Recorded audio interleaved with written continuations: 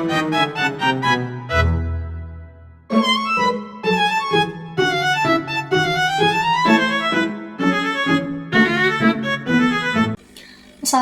warahmatullahi wabarakatuh. Halo, perkenalkan saya Desti Saka dan saya dari kelompok 1. Saya dan teman-teman saya akan menjelaskan mengenai persamaan kuadrat. Mengenai apa itu persamaan kuadrat, cara penyelesaian bagaimana, kemudian juga jenis-jenisnya seperti apa, dan ada contoh soal juga latihan yang akan teman-teman kerjakan nanti. Assalamualaikum warahmatullahi wabarakatuh. Pada kesempatan kali ini kita akan membahas salah satu materi penting dalam matematika, yaitu persamaan kuadrat. Kalian pasti pernah mendengar istilah persamaan kuadrat kan? Tapi sebenarnya apa sih persamaan kuadrat? Persamaan kuadrat adalah bentuk persamaan matematika yang memiliki pangkat tertinggi 2. Jadi, bentuk umum dari persamaan kuadrat adalah ax kuadrat tambah bx tambah c sama dengan 0. Dengan ini, ab dan c adalah bilangan real. Kemudian a bukan sama dengan 0.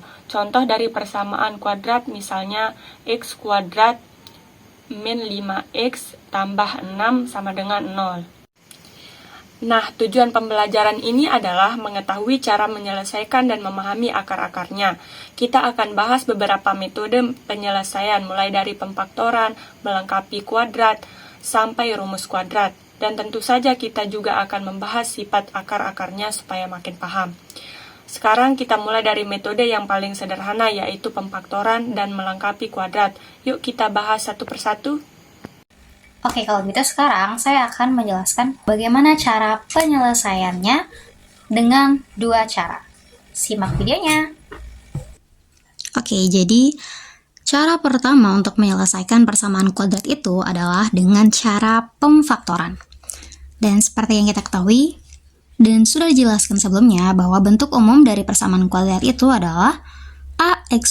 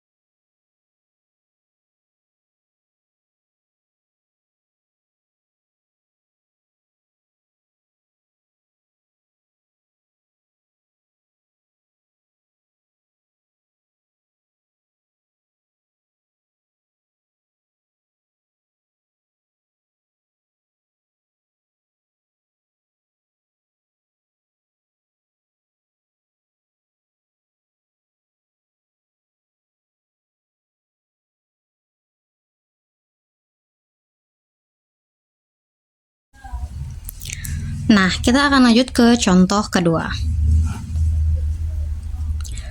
Misalkan di sini kita mendapati sebuah persamaan 3x kuadrat min 2x min 8 sama dengan 0. Oke, pertama kita lihat dulu nilai dari A, B, dan juga C-nya. Nilai A di sini adalah 3. Nilai B adalah min 2. Dan nilai C-nya adalah min 8. Oke, sekarang kita akan mengalihkan nilai A dan juga C, yaitu 3 dikali min 8 yang menghasilkan min 24.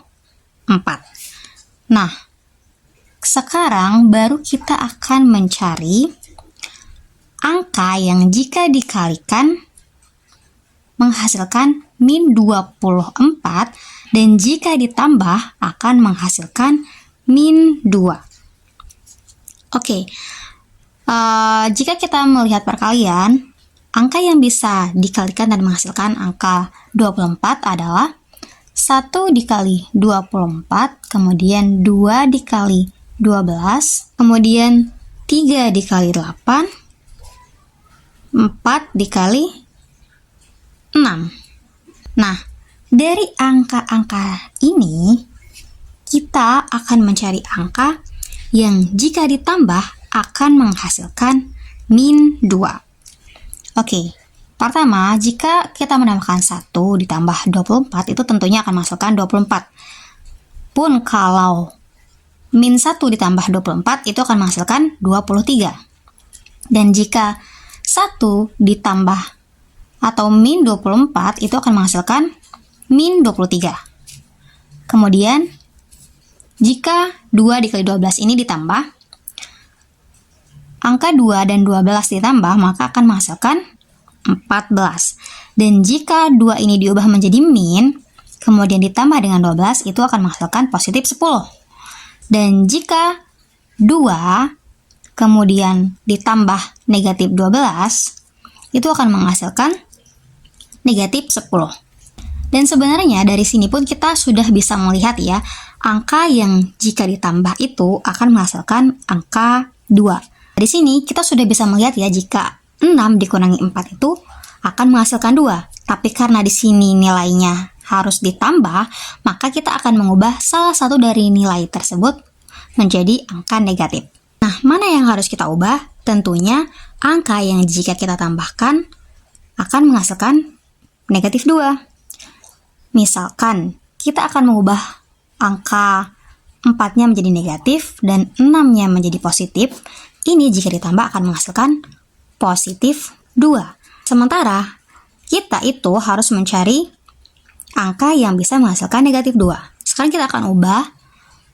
Misalkan 6-nya akan kita ubah menjadi negatif, kemudian 4-nya positif. Nah, ini jika ditambah dapat menghasilkan negatif 2. Maka sudah kita temukan ya, nilai dari P-nya sama dengan negatif 6 dan Q-nya adalah 4. Oke? Oke, sekarang kita akan langsung kembali ke rumus yang ini, yaitu 1 per A dalam kurung AX plus P dalam kurung AX plus Q sama dengan 0. Kita akan langsung taruh saja di sini. 1 per nilai A-nya adalah 3 dalam kurung 3X. Kenapa 3X? Tentu saja karena nilai dari A-nya adalah 3, maka di sini akan kita taruh 3X. Kemudian kita lihat plus P. Nilai dari P-nya adalah min 6, maka di sini kita cukup taruh min 6, tidak perlu tambah dan dalam kurung min 6, oke? Karena positif dikali negatif sama dengan negatif, maka kita cukup taruh min 6 di sini. Kemudian di sini 3x plus Q. Nilai Q-nya adalah positif 4. Berarti di sini kita akan taruh plus 4 sama dengan 0. Dari sini kita sudah mendapatkan persamaan seperti ini. Dan di sini sebenarnya kita dapat melihat nih angka yang bisa kita sederhanakan lagi, yaitu 1/3 dalam kurung 3x min 6. Ini kita bisa sederhanakan. 3 dibagi 3 sama dengan 1, dan 6 dibagi 3 sama dengan 2. Berarti kita bisa sederhanakan menjadi x min 2. Kenapa? Karena 3 dibagi 3 kan sama dengan 1, berarti x-nya turun. 6 dibagi 3 sama dengan negatif 6 dibagi 3 sama dengan negatif 2, maka yang turun adalah angka 2. Dan kenapa ini tidak perlu? Karena 1 dikali x min 2 akan menghasilkan x min 2. Oke? Kemudian ini tetap turun 3x plus 4 sama dengan 0. Nah, di sini kita akan mendapatkan x min 2 sama dengan 0, berarti x-nya sama dengan 2. Kemudian 3x plus 4 sama dengan 0, berarti 3x sama dengan plus 4 atau positif 4 pindah ruas menjadi negatif 4. Dan x sama dengan negatif 4/3. Kenapa dia per 3? Karena ini nilainya 3 dikali x kali pindah ruas menjadi bagi. Maka kita mendapatkan hasilnya yaitu min 4/3. Oke, jadi HP-nya sudah kita temukan. Itu sama dengan dari negatif dulu. Min 4/3, 2. Seperti itu. Gampang kan? Oke, next. Sekarang kita lanjut ke cara selanjutnya, yaitu melengkapkan kuadrat sempurna. Dengan catatan nilai dari A ini harus 1. Jika dia tidak bernilai 1, maka harus dijadikan 1. Oke, jadi yang pertama itu kita akan memindahkan nilai dari C ini atau konstantanya ke paling kanan. Jadi dia akan menjadi ax kuadrat plus bx sama dengan min c. Kenapa min c? Karena dia positif c. Jika nanti nilai c di sini sama dengan negatif, otomatis setelah dipindah ruaskan hasilnya juga nanti positif c. Jadi tergantung dari nilai c-nya nanti ya. Nah, sekarang jika nanti nilai A ini tidak sama dengan 1, maka kita harus membuatnya menjadi 1 dengan membaginya menggunakan A-nya tersendiri. Jadi, nanti akan menghasilkan rumus x kuadrat plus b per A x sama dengan min c per A. Oke, setelah ini kita akan mendapatkan rumus selanjutnya, yaitu x kuadrat plus b per A x plus, nah di sini kita akan menambahkan b per 2a kuadrat, dan ini akan ditambahkan di sisi kiri dan juga sisi kanan. Jadi di sini juga kita tambahkan b per 2a kuadrat. Nah, nanti yang ini kita bisa sederhanakan menjadi x plus b per 2a kuadrat. Nah, ini akan tetap turun menjadi min c per a plus b per 2a kuadrat. Oke, jadi ini adalah rumus yang nanti akan kita gunakan. Oke, sekarang kita langsung masuk ke contoh. Misalkan x kuadrat plus 10x min 75 sama dengan 0. Nah, di sini kita bisa melihat bahwa nilai dari A-nya adalah 1, maka kita tidak perlu untuk membagi 2, oke? Kita akan langsung masuk ke rumus yang ini. Jadi, x kuadrat plus 10x plus ini b per 2a kuadrat. Karena a-nya itu bernilai 1, berarti kita cukup menaruh nilai b-nya, which is 10, dalam kurung dulu ya, 10 per 2a. A-nya bernilai 1, berarti kita cukup taruh 2-nya saja, kuadrat. Sama dengan ini pindah ruas menjadi positif 75.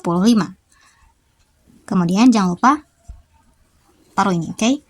Ini kan harusnya per A. Nah, tapi karena A-nya sama dengan 1, kita tidak perlu menulis per 1. Cukup tulis 75-nya saja. Kemudian di sini tetap menjadi 10 per 2 kuadrat. Nah, kemudian kita sederhanakan menjadi ini. Dia akan menjadi x plus 10 per 2 kuadrat sama dengan 75. 10 dibagi 2 sama dengan 5 kuadrat. Dan di sini dalam kurung x plus 10 bagi 2 juga 5 kuadrat sama dengan 75 ditambah 5 akar 2 sama dengan 25. Kenapa? Karena 5 akar 2 artinya adalah 5 dikali 5. Yang hasilnya adalah 25. Berarti x plus 5 kuadrat sama dengan 100. Nah, sekarang kita akan pindahkan kuadratnya ini, oke? Dia akan menjadi x plus 5 sama dengan plus minus akar 100. Jadi bentuk kuadratnya itu pindah menjadi bentuk akar di 100-nya, di angka yang di sini, oke? Berarti x plus 5 sama dengan plus minus akar dari 100 adalah 10, karena 10 dikali 10 sama dengan 100. Berarti di sini sama dengan plus minus 10. Jadi, kita dapat hasil yang pertama, x sama dengan 10 min 5. Dari mana dapatnya? Dari ini, positif 10. Kemudian 5-nya pindah ruas menjadi min 5, berarti x sama dengan 5. Nah, kemudian sekarang kita pakai bagian dari negatifnya. Berarti x sama dengan min 10 plus 5 pindah ruas menjadi min 5. Berarti x sama dengan min 15. Jadi HP-nya kita temukan yaitu min 15,5. Next, kita akan coba contoh kedua. Misalkan 2x kuadrat plus 7x plus 6 sama dengan 0. Dan pertama adalah kita pindah ruaskan dulu c-nya atau konstantanya. Berarti dia akan menjadi 2x kuadrat plus 7x sama dengan min 6. Kenapa min 6? Karena positif 6. Karena positif 6 pindah ruas menjadi minus 6.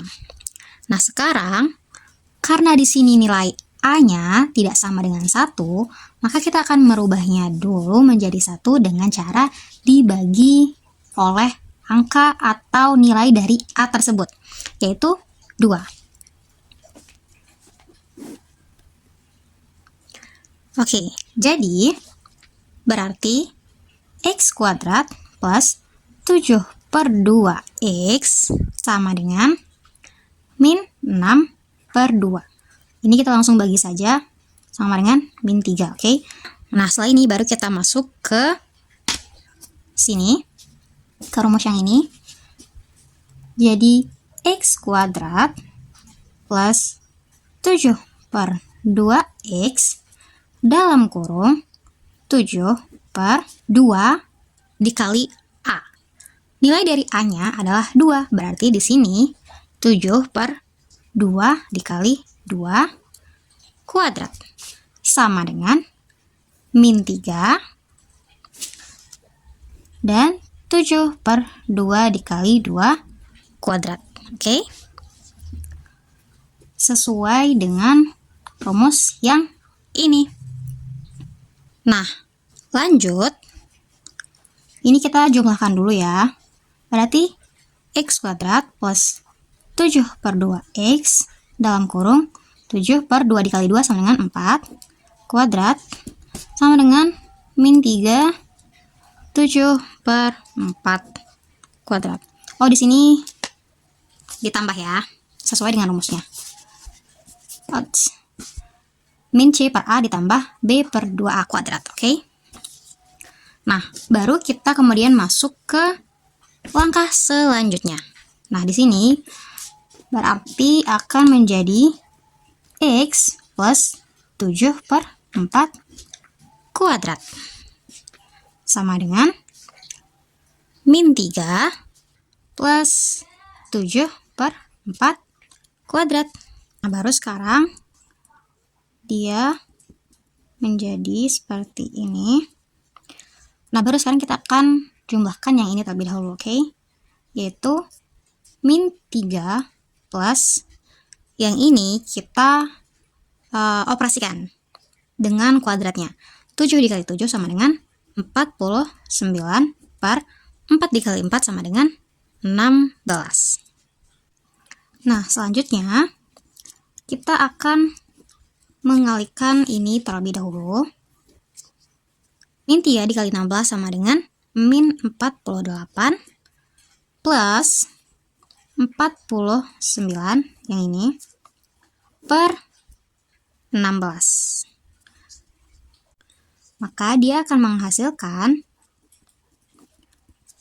1 per 16 karena min 48 plus 49 sama dengan 1.